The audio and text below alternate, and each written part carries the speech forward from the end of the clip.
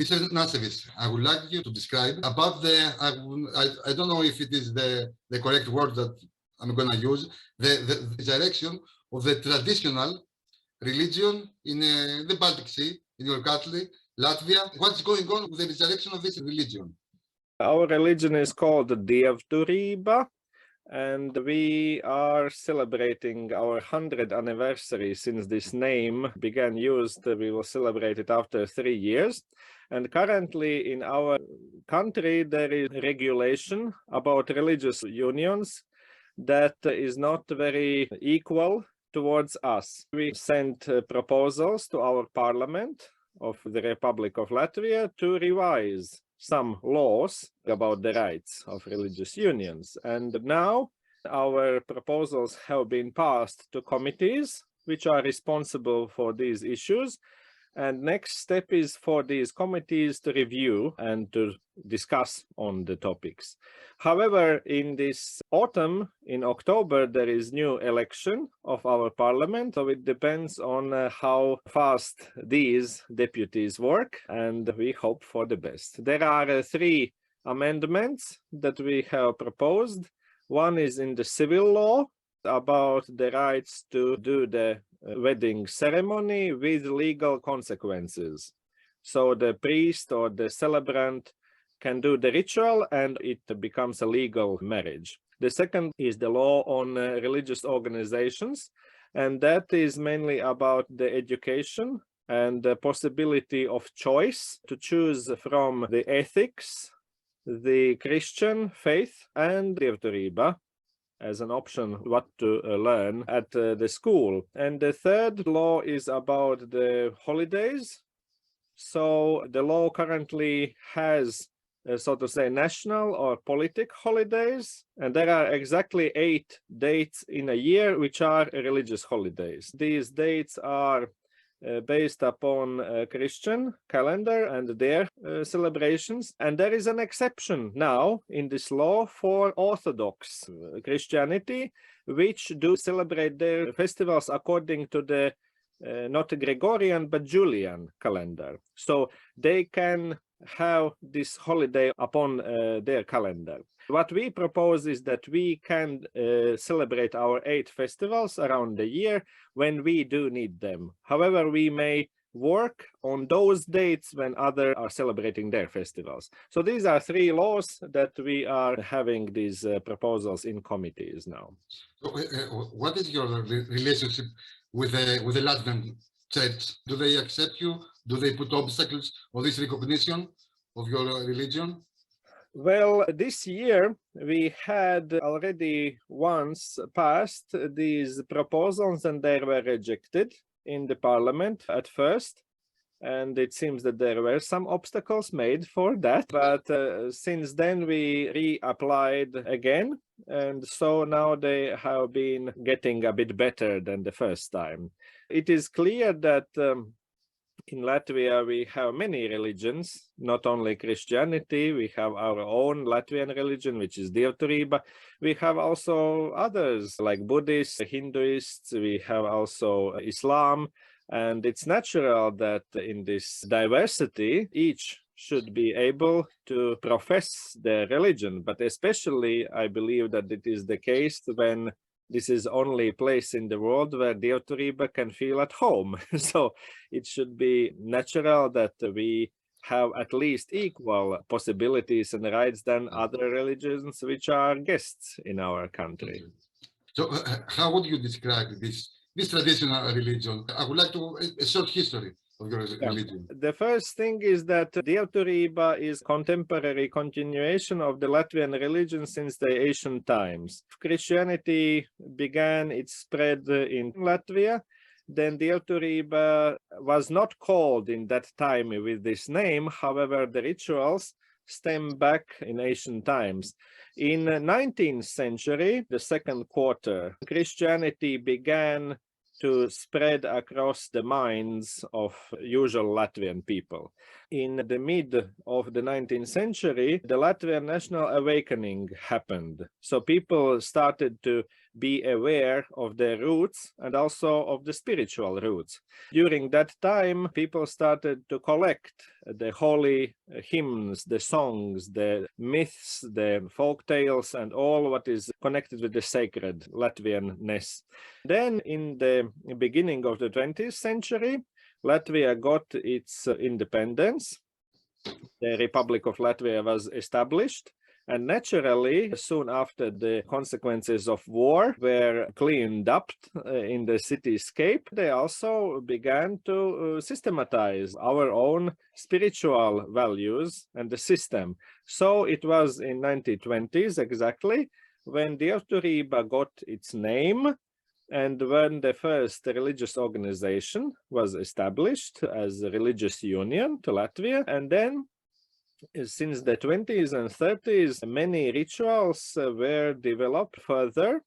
However, in 1940, the Soviet occupation began. It was then changed to Nazi occupation for a 4-year interim period, and then again Soviet period began. And so until 1989, it was secretly practiced because you couldn't do that openly, otherwise you would... Because of the communist regime, yes? Yes, indeed. And even though Dievturība never ceased to exist within Latvia, it continued here all the time, but in a secret way. On the same time, abroad in the United States of America and Canada and Germany and Australia and other countries, Dievturi communities kept their tradition far away. When the Baltic states regained the independence in 1990, people came back to Latvia from different places, and Dievturība became open again to the public. So now we continue the same religious union status as it was in 1920s. And we are the Latvia's Dievturu Sadraudze, which is the official name of our religious union.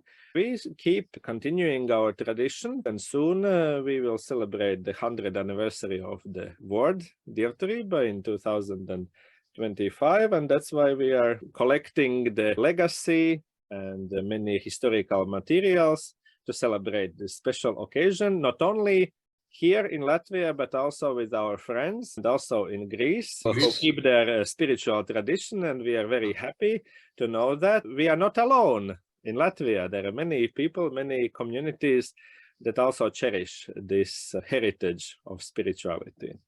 So how would you describe this heritage? Is there a pantheon? What about the ritual? Yeah. Thank you. First, I would describe Dievturība as kateno-panentheism. Panentheism is that in everything that exists, there is some part of God in. For example, there is something sacred in human being, in animal, in a plant, in a tool what you use. Everything has some part of sacred in it. Kateno means that deities are celebrated each after other in a sequential way around the year. We have 8 festivals a year. So there are those who are on the solstices, summer and winter, then on equinox, spring and autumn, and then 4 times exactly in midpoints between them. So there are 8 celebrations, and each of them have some deity particularly venerated and honored in them. And then in autumn time, just soon after our talk in the end of September until the beginning of November, there will be this time of the ancestral spirits. So during these 45 or so days, we do venerate our ancestors and have rituals and feasts, and we have many things connected with remembrance of them. Then we do have 3 celebrations during the lifetime. The first is names giving, when the child gets the name and is admitted to the clan. The second celebration is wedding, when 2 clans get joined together from the wife and from the husband. And then the third is the last celebration of life, which is the funeral, when the person joins the ancestral spirit community and begins to exist as a guardian deity for those who keep living in the same clan. Resemblance to the other religions, or this that you described, the funeral, the marriage, and all that. There are many common things with other most known religions, right? Yeah, indeed. Well, that is the path of human life, that first the newborn child is not yet admitted, and then when he or she gets the name, the person becomes a part of the community. I believe that it is very similar to most religious traditions in the world. When the person starts his or her life, then at some point they find their counterpart, their husband or wife, and then it is natural that originally separate two clans, they become as a one, because they are joined by this new family. And when the last moment of life comes, then you have to send that person away to another realm. And this part can be different from religion to religion, because in some religions it is considered that it is over, everything is just ended. In some other religions there is some judgment, whether the person gets to better or worse. In some other religions, those dead become as guardian deities, as it is in the Delturiba. So this part can be very different from each other. But in our understanding, we do see that whatever we do in our lives, we take into account what our ancestors would think about that. If it is good thing or bad thing, what would be honorable and what would be shameful in eyes of our ancestors. That's why we see that they are still with us after death, near here, and they keep eye on us. So the judgment is your ancestors, right? Our way of acting is in accordance to what is honorable and what is shameful in eyes of our ancestors and in eyes of our ideal deities. So we do not have this absolute thinking of whether it is sinful, like in Christianity. There is original sin, and then you have to repent it. There is no such thing in the Delturiba. For example, let's say you are in forest and you see an animal is going to that way, and then the hunter comes and asks, did you see the animal? And the Delturi say, yes, I saw it. So where did it go? And you say it went that way. It is lying to the hunter, but you saved the life of the animal in this way. So in case of Abrahamic religions, this would be a sin to lie, but in case of the Delturiba, it would be honorable thing that you save a life. You save a life for a good cause. Yes, indeed. Are there any sacred deities, like, for example, in ancient Greek religion, Zeus, Artemis, Poseidon, and all that? Are there sacred deities in your religion? We believe that there is one sacredness as a whole totality, and we call this sacredness in the word dievs. Dievs. I believe that in Greek there is a word theos. Yeah, then each of this function which belongs to that sacredness has its own by name used for that function. For example, the deity of love is Yanis.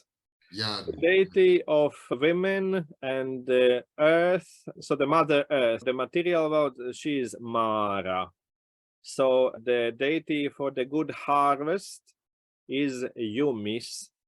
The deity for the beginning of the year is Metenis, when you start doing some new things. The deity for good luck, destiny, and fate, she is Laima. So we have these several deities which represent some dimension, some function of this whole sacredness. Like the ancient Greek religion. For example, Demeter is for harvesting, Aphrodite is for love, and all that. Indeed. Okay. Yeah. So, Mr. Nastevičs, I would like to ask you, what is the acceptance of this religion in the Latvian society? If you can tell it to a percentage or to exact numbers. This is a very good question, because it depends on how do you see whether the person is Delturi. So the first thing that in our organization, there are about 700 people within the kindreds registered as members. It means that the person is full-fledged member of the organization. It seems, wait, 700, what we are talking about. However, in case of Dievturība, this religion never demands the membership of people. People can profess and practice their religion individually in their families. They do not have to belong to organization. So if you ask how many people there are in Latvia in total, I may quote results of the survey, which was done in 2016. And in that survey, it became clear that half of the respondents of the society are irreligious. They do not belong to any religion, 50%, okay? 50, okay? Then 22% claim that they are Christian, Catholics, Lutherans, Orthodox, or any other kind of Christianity, 22%. Then 20%, 20, told that they are Dievturi, they believe in Latvian religion, they venerate Latvian deities and the Latvian sacredness. Those were 20%. And then there were others who said that they are pagans, but not Dievturi. So they do profess a religion which is connected with nature, with several deities, but they do not limit them to the Latvian worldview. And then there were some who thought that they're atheists or those who believe other religions. So in society, Dievturi or like-minded people are very close percentage to Christians. Just recently, the survey of 2021 in Latvia showed that to each 4 Christians, there are 3 non-Christians who believe in God. So it means that among this society, there is a similarity between these percentages. So I cannot give you exact number because it is the freedom of religion to profess each other and they do not necessarily put it openly, what do they belong to.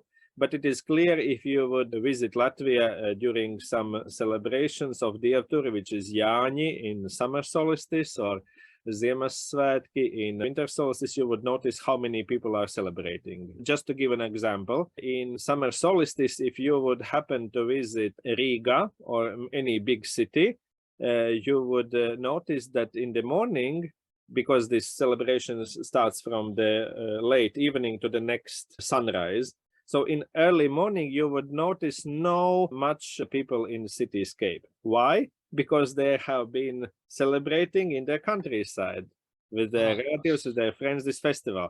So this shows the scale, how many people are involved in Dievturi festivals, even if they do not exactly belong to the organization, they still celebrate these. Yeah.